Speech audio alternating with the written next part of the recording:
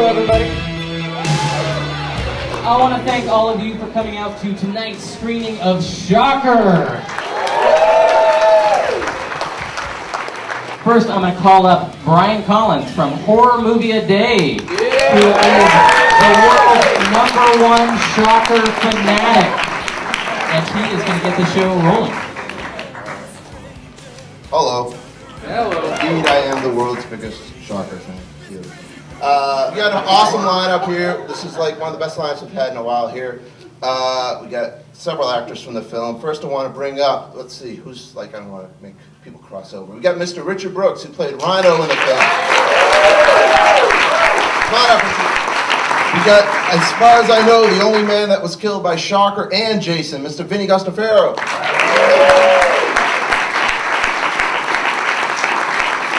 We got a guy with the unfortunate character name of Pac-Man, Mr. Ted Raimi.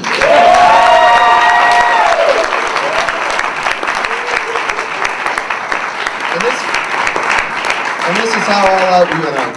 I looked for every actor from this movie. I even found the guy. He has one line in the movie. He plays the male neighbor of Peter Berg's character. But he also wrote and directed the film. Mr. Wes Craven, everybody.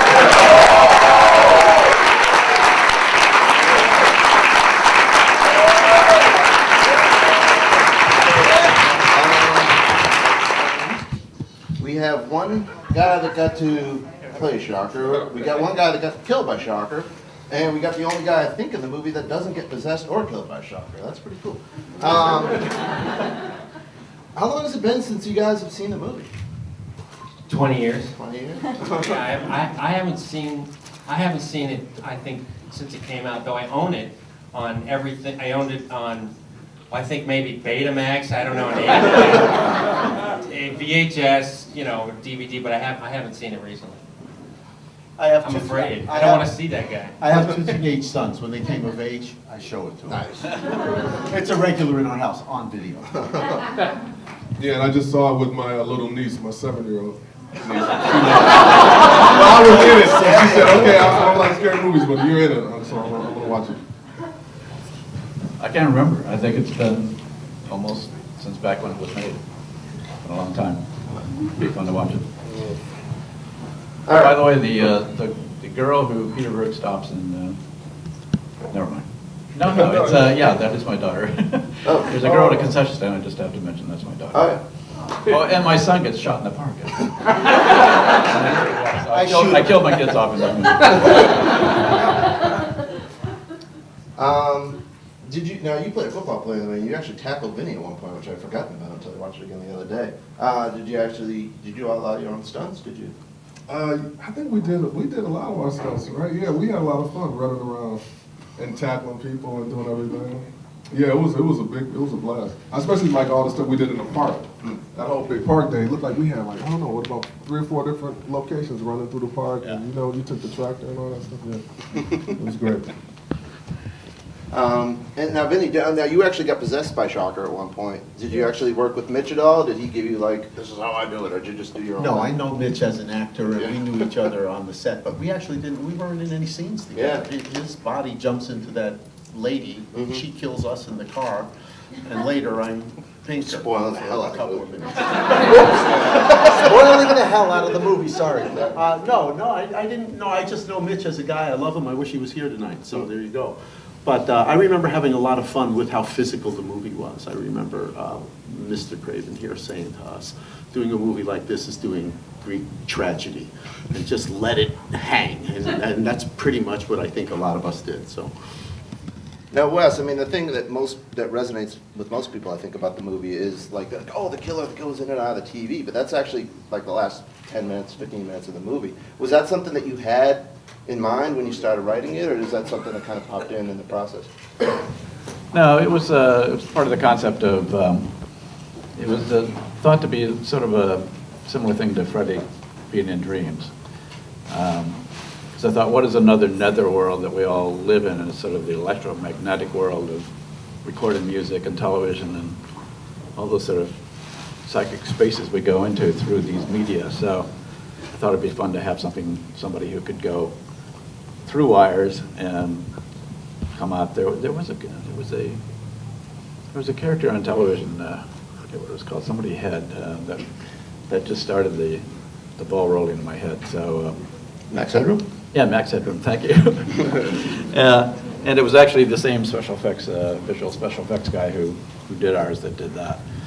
And I thought it'd be just a lot of fun to have a character who was able to go through any wire, any transmission of electromagnetic forces. So that's how I got onto it. All right, Ted, now why is your character called Pac-Man? I never understood this. I'm not sure. I don't know, because I think by '89, I think that game was really on its way out. Because they had console gaming at that point, so I don't know, but I think it was more of an endearing term, if I'm not mistaken, that they wrote for him. So I don't know. I think that's it. But I do remember I learned, I don't know, but I learned a really important lesson on that movie from that was the first horror film I ever did. I've probably done like 50 pictures or something since then. But I learned a very important lesson: never die with your eyes open in a movie, because you'll have to stay that way for every single shot ad infinitum for the rest of the shoot. I do remember that. That was a bad idea I had to do that. And I'm a little upset at Wes that he didn't stop me on the first take. He laughed. I remember he laughed. He thought it was funny. I thought it was funny too for the first 10 minutes. And it just wasn't. We tried to get Mr. Peter Berg here. He's up in Seattle right now, but I mean, he's gone on. He's had an amazing directorial career, actually, more than his acting. Can you guys talk? You all got to work with him in the movie. Can you talk a little bit about working with him? Was he bugging you for directorial advice even back then? Or? No. He was the last person I thought to end up where he's ended up as a director and producer. He's kind of a goof off. Peter was interesting.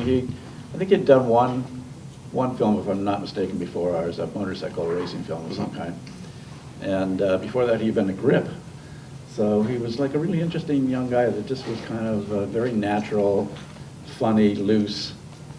I remember once we were doing a shot in the bedroom scene, and he was in his underwear doing the scene, and he looked down and his schlong is hanging out. Oh, sorry.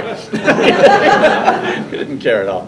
He was just kind of a very interesting guy, and I was very delighted to hear and see how far he's come. He's really has a remarkable amount of talent. I do remember though that, because that was the first movie I'd done, I thought all directors were like you.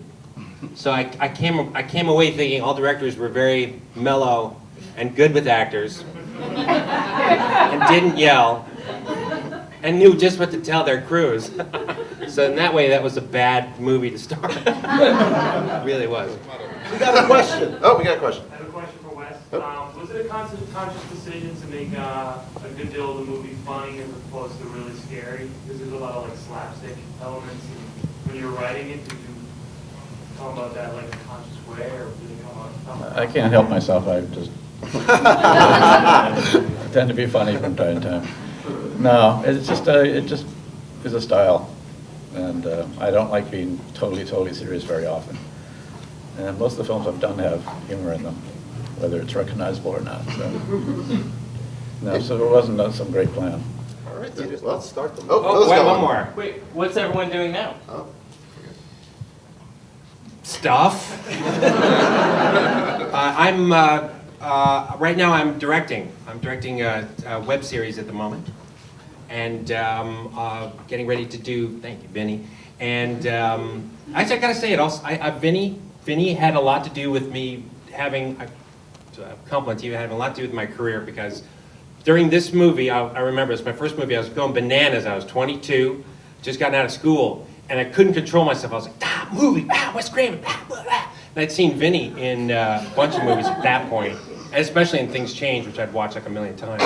And I remember I was walking on the set, and he was walking up. I don't know if you remember this or not, but Vinny said to me, "Ted," I went, "Yeah?" He went, "Calm down,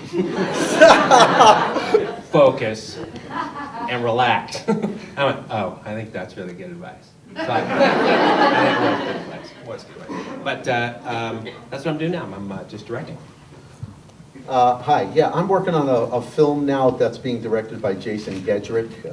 People know him, I guess, from Iron Eagle, an old movie that was out a long time ago, and a couple of other things. I think he was a husband on Desperate Housewives or something like that. But he's a really good guy. I've known him most of his life, and so I'm working with him on that now. I'm doing a guest spot on a TV show that's airing this week, Criminal Minds.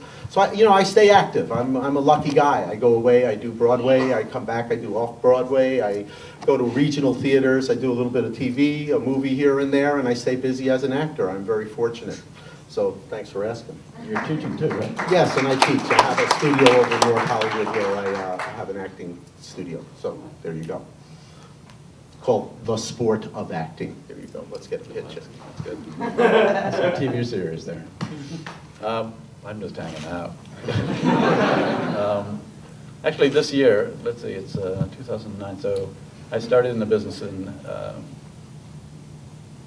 '69. So I'm starting my 5th decade.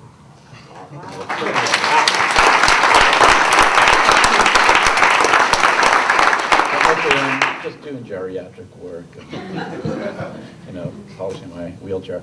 I'm just a little bit past 2 years into a project that we've called 25-8. There's a young actress here who is in it, one of the Riverton 7, one of the 7 children born on the same night of a serial killer's death who had 7 personalities. Paulina, why don't you stand up? Yep. The next Goldie Hawn. Wonderfully talented actor. And it's being done for Universal. It was originally done for Rogue Pictures under Andrew Rona, who used to work with Bob Weinstein, so I've known her for many years. And it's now part of Relativity.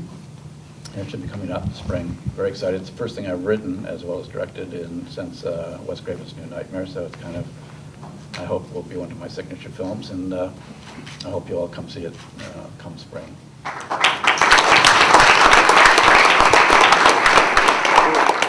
Well, I just have to say that Wes looks almost exactly the same as when we did this. Yeah, he does. This movie. I mean, I'm looking at him and everybody teaches me about not aging, but I mean, you look great. I can't believe it, man. You have Never 50 more years. Yeah, really. Yeah, it's fantastic. So yeah, I'm doing pretty much the same as all the other actors. I'm working independent films, television, trying to do a little directing and writing. I have some music coming out. I'm working on an album that's going to be released probably by the end of the year, early next year. And same old thing. We'll keep it going. That's what we do out here. Guys, thank you all so much for coming out. Guys, it's awesome. Ted, Vincent, Richard, Wes. Another round of applause for this great guest.